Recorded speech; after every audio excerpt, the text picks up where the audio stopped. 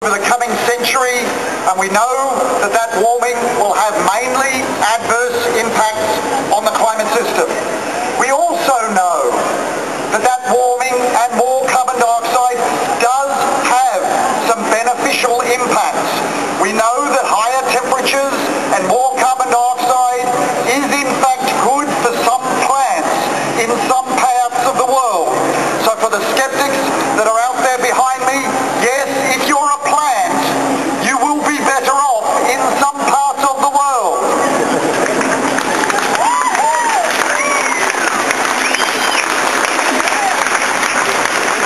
There was more carbon dioxide and warmer temperatures 200 million years ago when dinosaurs roamed the earth.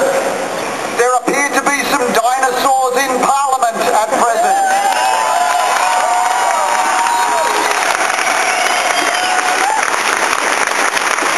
They are likely to be made extinct by climate change.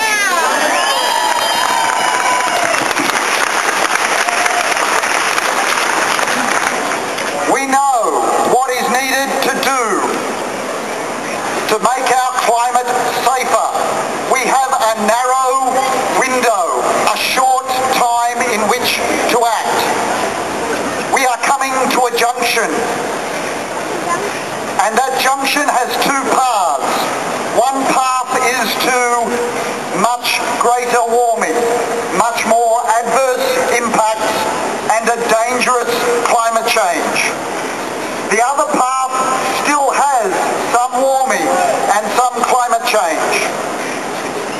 But we know the choice on which path we take must be made now, in the next 2 weeks or in the next 12 months.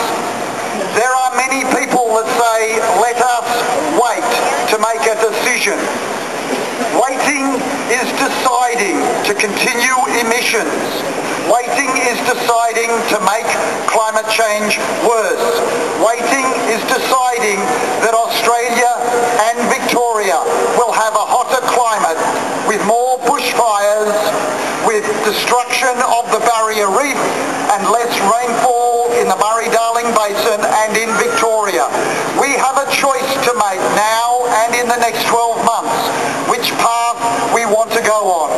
I know which path I want to be on, and your coming here indicates which path you want the government to choose.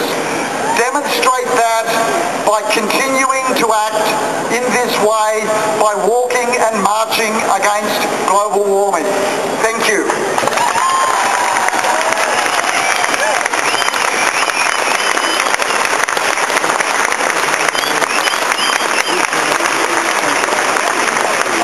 Thank you very much, David. And I do have to say, this crowd goes for an awfully long way. It goes right up to Little Lonsdale Street, up there, goes right down to the corner of Little Lonsdale and Swanston.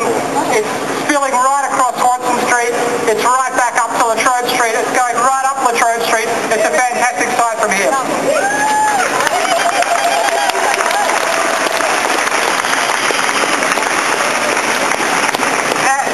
Now we're going to hear from Jenica Karlstra and her father, Visa Karlstra. Jenica and Visa are CFA volunteers. Jenica did her training before last summer, her firefighting training, and found her first day on the job on Black Saturday in fighting the fires in Marysville. Please welcome Jenica and Visa.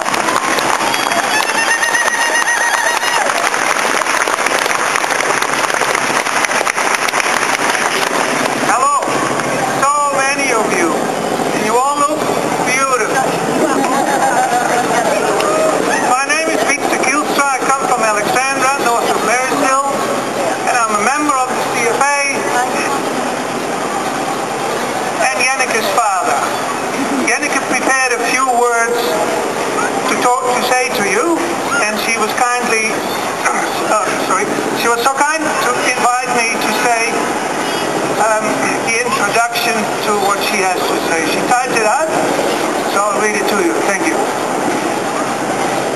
The weather on the 7th of last February was unprecedented. a record heat wave, record low rainfall, record low humidity, and fierce winds. But this weather didn't take us by surprise. We had been warned about it and had been asked to prepare. Janneke and I are members of a small rural fire brigade, One Regawan, just southwest of Alexandra in the Murrindindi Shire. Our crew was together, 5 of us in uniform. 5 of us in uniform with the truck in the driveway, ready for a call if we were needed. This scenario was replicated in brigades all over Victoria. It turned out we only had to wait a few minutes before we got a call out.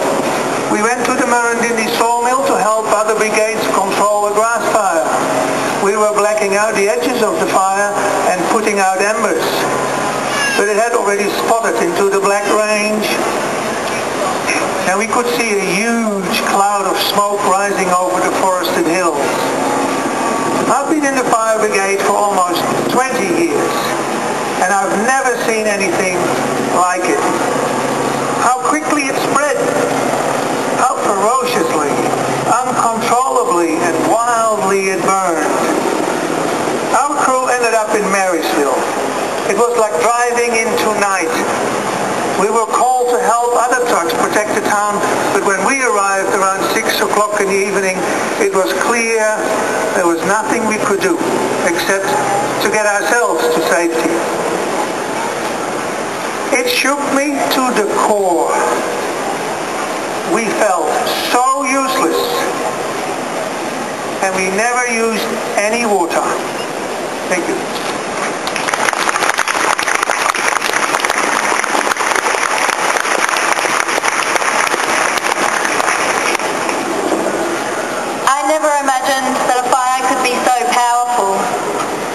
Systems we relied on in an emergency like this were useless, but we did everything we could to be prepared, and the situation was still completely out of control.